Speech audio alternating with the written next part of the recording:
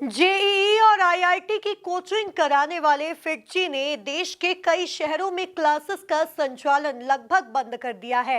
इंदौर में भी 3 शाखा में क्लासेस बंद कर दी गई है, जबकि पालक पूरी फीस जमा कर चुके हैं। धोखाधड़ी के शिकार हुए पालकों ने मंगलवार को जन सुनवाई के तहत कलेक्टर के समक्ष गुहार लगाई। देखिए ये खास रिपोर्ट। फीस लेकर कोचिंग क्लास का संचालन न करने की खबरें आपने कई बार सुनी होगी, लेकिन इस बार जिस कोचिंग क्लास का नाम सामने आया है वह देश में जेईई और आईआईटी के लिए एक जाना पहचाना नाम है। जी हां, हम बात कर रहे हैं फिक्की कोचिंग क्लासेस की, जिसकी शाखाएं देश भर के शहरों में संचालित होती है। फिक्की ने देश के कई शहरों में अपनी कोचिंग क्लासेस का संचालन लगभग बंद कर दिया है। उसके पीछे जो कारण सामने आया है उसमें शिक्षकों को पिछले 6 माह से वेतन नहीं मिला है। वेतन नहीं मिलने के कारण शिक्षकों ने क्लास लेना बंद कर दिया है। इसका नुकसान कोचिंग क्लास में प्रवेश लेने वाले छात्रों को हो रहा है। इंदौर में 3 शाखाएं संचालित होती हैं, जिसमें करीब 250 छात्र पढ़ते हैं।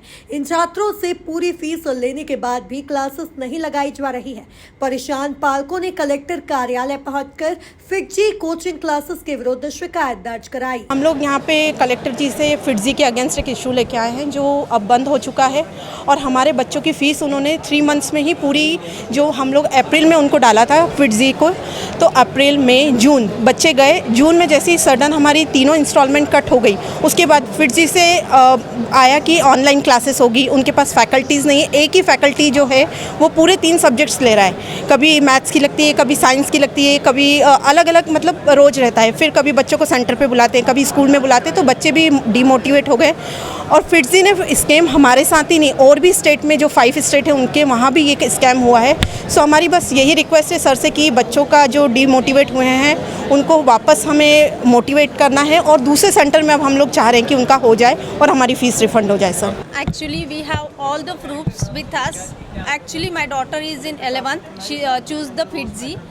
Actually we shifted from Vizag here, okay, but unfortunately it's, I don't know what it may be, it's a scam or what, but Fitzy already closes near about 17 to 20 branches. I don't know what is the issue with them, okay, because they are the businessmen and we are the middle class person, sir, but we want the good education for our kids. That's why we paid that much amount, sir. It's not a issue for one parent, sir, it's a issue for throughout India. It's going on.